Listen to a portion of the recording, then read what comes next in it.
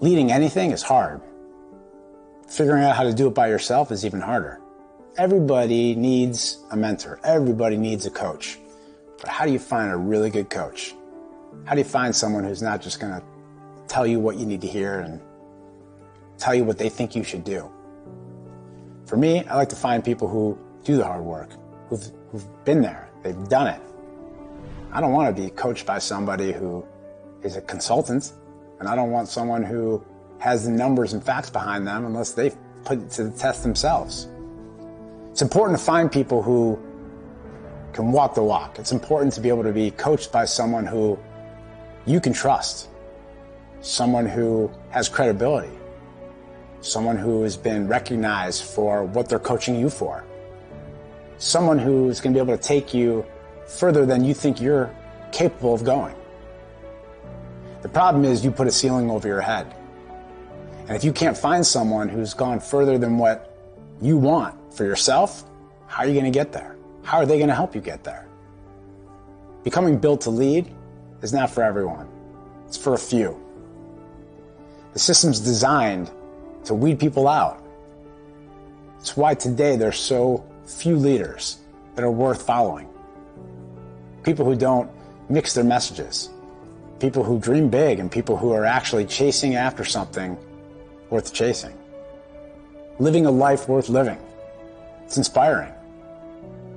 It helps people want to rally for that person and run through walls for them. Do you have people who will do that for you? Do you want that? Again, it's not for everyone. Being an entrepreneur is even harder. Starting a business, getting people to rally behind your idea, making sure that the sabotage that is happening every single day behind every leader's back is something that you can root out, something that you can squash before it becomes a virus throughout your entire company and takes down your culture. Because building a world-class culture is tough. Having people love your company, you got to give them something to love. You got to give them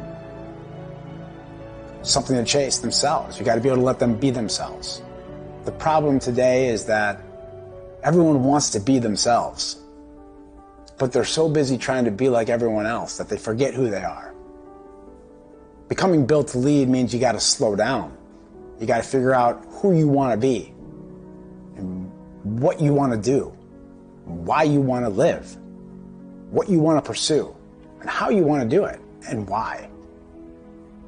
Most people go their whole life and never think about that stuff. Do you think about it? Do you dream big? Do you have goals written down? Do you have someone who can hold you accountable?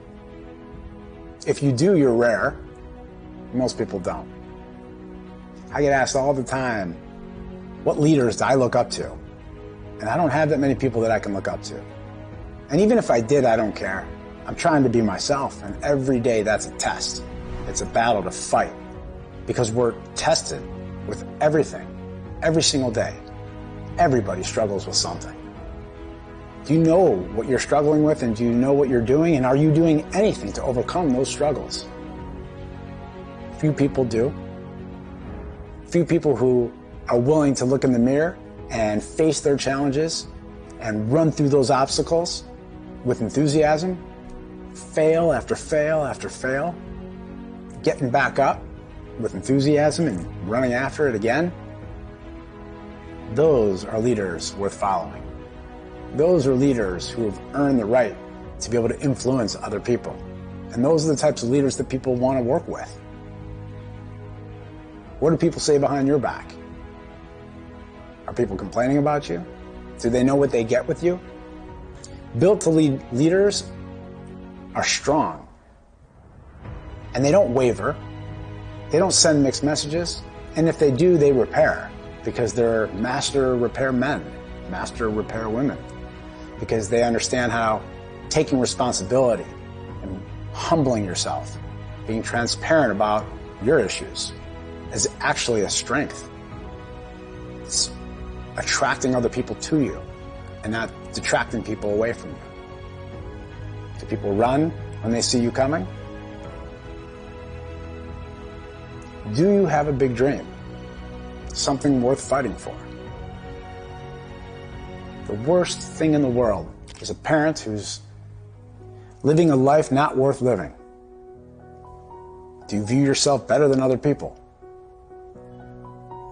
Can you learn from everyone? This is the real sign of your humility. And if you think you're better than anyone else, and you've got that arrogance about you, and you're not sure if other people see it, they do. They're just not telling you. And worse, if they're scared to talk to you because you're angry, and because you're good at articulating and squashing people and doing what we call a triple D. You defend, you deny, you destroy anything coming your way. If you do, nobody wants to come talk to you. And it's why you find yourself alone a lot. Being a leader is lonely.